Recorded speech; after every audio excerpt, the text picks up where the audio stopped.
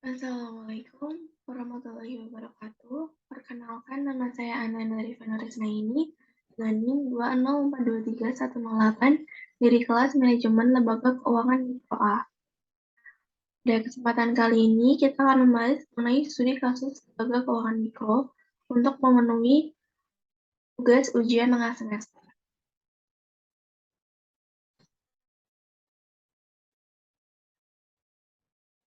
Pada kasus kali ini, kita membahas mengenai masalah sosial menjadi tantangan lembaga keuangan mikro.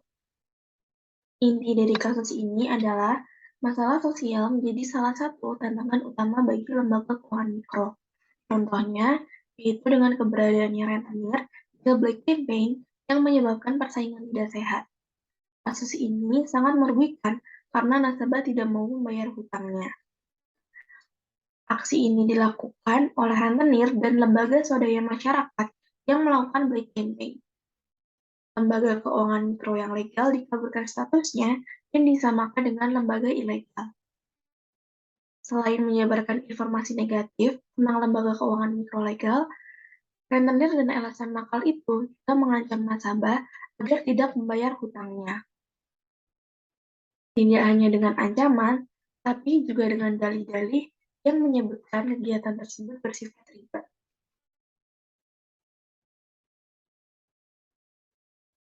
Tantangan dan peluang LKMS.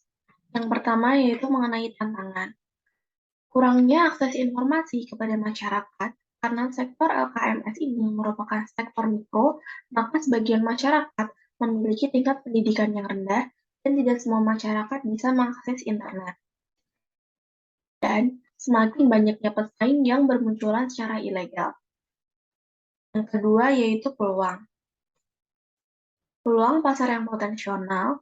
Yang kedua yaitu adanya dukungan pemerintah melalui berbagai kebijakan dan peraturan. Yang terakhir yaitu tingkat pertumbuhan ekonomi yang relatif baik. Nah, bagaimana ketika sebuah LKMS memilih sektor yang lebih spesifik atau semakin miskin, maka semakin diprioritaskan? Saya setuju dengan konsep tersebut, karena pada dasarnya, apabila seseorang itu miskin, maka ia akan semakin membutuhkan pinjaman dengan lebih cepat. LKMS sendiri pun pada dasarnya memprioritaskan pembiayaan kepada masyarakat miskin untuk membantu peningkatan pendapatan dan kesejahteraan masyarakat, terutama masyarakat miskin atau yang berpenghasilan rendah. Nah, bagaimana solusi yang diberikan untuk menanggulangi permasalahan atau kekurangan yang melekat pada segmentasi LKMS tersebut? Solusi yang dapat diberikan untuk menanggulangi permasalahan pada studi kasus ini yaitu dengan memberikan edukasi dan sosialisasi kepada masyarakat terkait otoritas, regulasi, dan fatwa LKMS, agar masyarakat menjadi lebih tahu manfaat dan bahayanya lembaga keuangan yang bersifat ilegal.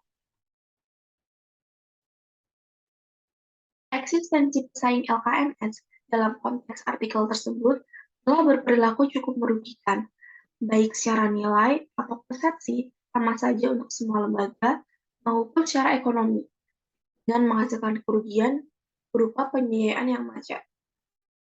Nah, bagaimana respon terhadap kejadian tersebut?